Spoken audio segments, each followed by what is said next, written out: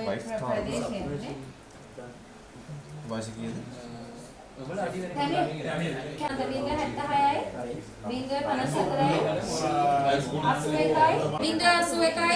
0.81යි 7.02යි 6 අහන්න මේ එයා නුවරඑළියෙන්මද කතා කරන්නේ කියලා මේ රික්වෙස්ට් කරනවා නුවරඑළිය. මේ කියන්නේ නුවරඑළියේ සිග්නල් මේ තව එක අප්පලාදිගේ පොඩ්ඩක් බලන්න.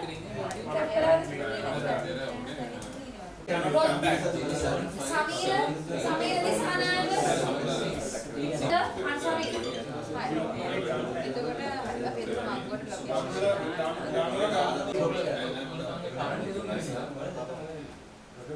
මේ නුවර ඔව් ආයෙත් ආපදා කල්පනා කරන මධ්‍යස්ථානික කතා කරා. මෙන්න මේක ගන්නනේ. ආපදා කල්පනා කරන මධ්‍යස්ථානික ප්‍රින් කොමලි ගයිස් ස්ටාර්ට් ගන්න පුළුවන් මේක. සුභාෂිනී බින්ද මේ වෙන විට දිස්ත්‍රික්ක 25 පුරාවට පුද්ගලයන් මියගිය සංඛ්‍යාව 334ක් වාර්තා වෙනවා. එකම අතුරුදහන් සංඛ්‍යාව 370ක් අද උදෑසන වෙන විට වාර්තා වෙලා තියෙනවා. ආරක්ෂිත ස්ථාන ප්‍රමාණය 1494ක පවුල් වශයෙන් ගත්තාම 55747ක පුද්ගල වශයෙන් ගත්තාම 196000ක පිරිසක් తాවකාලිකව රඳවා තිබෙනවා.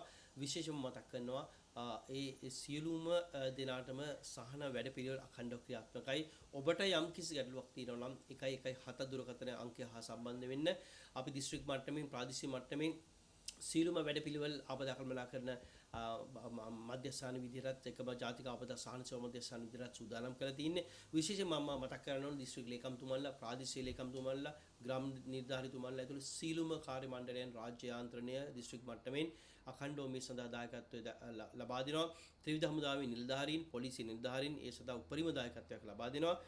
මේ වෙන විට වර්ෂා තත්ත්වය බොහෝ දුරට පහව ගිහිල්ලා තියෙන හැබැයි මේ වෙන විට ඉහළට ලැබිච්ච වර්ෂා තත්ත්වයේ හින්දා හංවෙල්ලෙන් පහළ කොටස කැලණි ගඟේ බොහෝ ප්‍රදේශවල යටවීමකට ලක් වුණා. තාවකාලිකව ඔබ ඉවත් වී සිටින්න ඔබට අවශ්‍ය සහන වැඩ පිළිවෙල අප අඛණ්ඩව අරගෙන යනවා. 117 දුරකථන අංකය ඔස්සේ සම්බන්ධ වෙන්න ඉතාමත් වැදගත් වෙනවා. පවතින වැසි සහිත තත්ත්වය බොහෝ ප්‍රදේශවල මධ්‍ය කඳුකර ඇතුළු බොහෝ ප්‍රදේශවල වාර්තා වුණා. ඉතින් මේ වෙන විට නායම් තත්ත්වයේ හින්දා තමයි වැඩිම මරණ ප්‍රමාණයක් අපිට වාර්තා වෙලා තින්නේ. ඉතින් තමන්ගේ පරිසරය අවට පරිසරය පිළිබඳ දැඩි අවධානයෙන් පසුවීම ඉතාමත් වැදගත් වෙනවා. මේ වෙන විට පස සම්පූර්ණයෙන්ම සම්තෘප්ත වෙලා පවතින්නේ මිලිමීටර 500 600 700 හෝ ඊට වැඩි ප්‍රමාණයක් 900කට වැඩි ප්‍රමාණයක් වර්ෂාපතනය ලැබිලා තියෙනවා මාතලේ එකම බදුල්ල මහනුවර දිස්ත්‍රික්ක වලටත් සහ අනිකුත් බොහෝ ප්‍රදේශ වලටත් විශේෂයෙන් බදුල්ල සහ මහනුවර දිස්ත්‍රික්ක වල තමයි වැඩිම හානියක් අපිට වාර්තා වෙලා තියෙන්නේ. වැඩිම මරණ ප්‍රමාණයක් සහ අතුරුදහන් වුණු ප්‍රමාණයක් වාර්තා වෙන්නේ. මේ වෙන විට සහන වැඩපිළිවෙල වෙනුවෙනුත් එකම ආපදා කළමනාකරණ මධ්‍යස්ථානයේ වගේම ඒ සියලුම ආයතන අපිට උදව් උපකාර කරමින් මේ අවශ්‍ය පරිදි වැඩ කටයුතු සිදු කරන ලබනවා.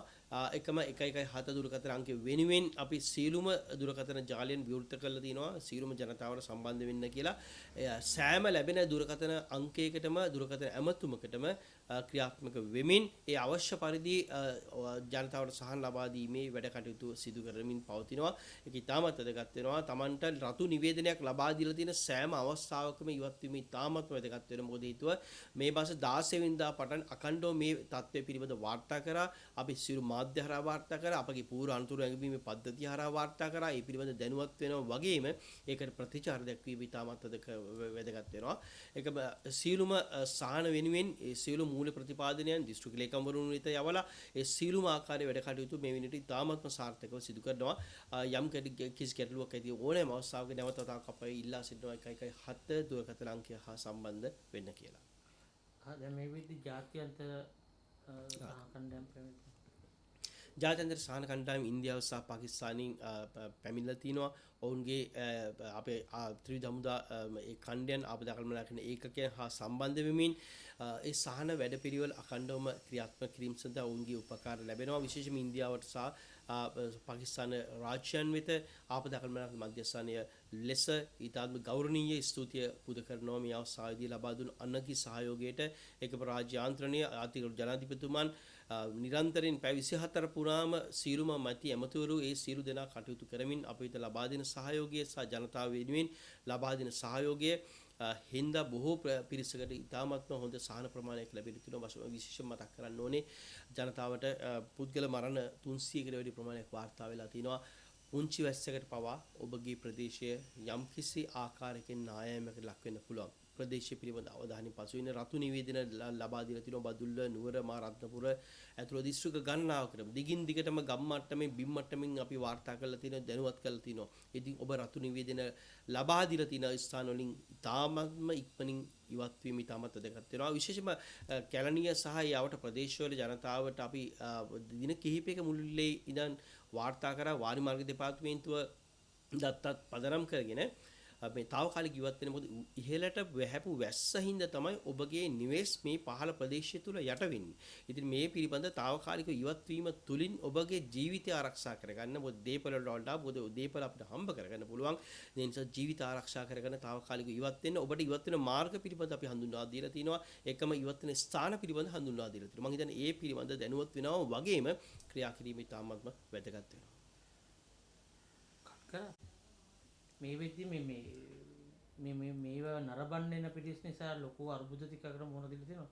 ඔබතුමාලා ආපදා කළමනාකර මධ්‍යස්ථාන විදියට ඔවුන්ට දෙන දැනුවත් කිරීම මොකද්ද සහ දැන් මේ වෙද්දි විශාල වශයෙන් ජනතාව මේ ආපදාට ලක් වෙන ජනතාවට සහයෝගය පළ කරමින් ඉන්නවා ආහාර ලබා දෙනවා නොක් දේව දෙනවා. ඒතකොට ඔවුන්ටත් යම් පණිවිඩයක් තියෙනවද දෙන්න? සහන බොහෝ ප්‍රදේශවල ජනතාව ශ්‍රී ලංකීය ජනතාව කියලා කියන ඉතාමත්ම හදවතින් පිරිපුන් ජාතියක් ශ්‍රී ලංකීය ප්‍රජාව සියලුම සහන එක්කහු කරලා තියෙනවා මාධ්‍ය ආයතන එක්කහු කරලා තියෙනවා.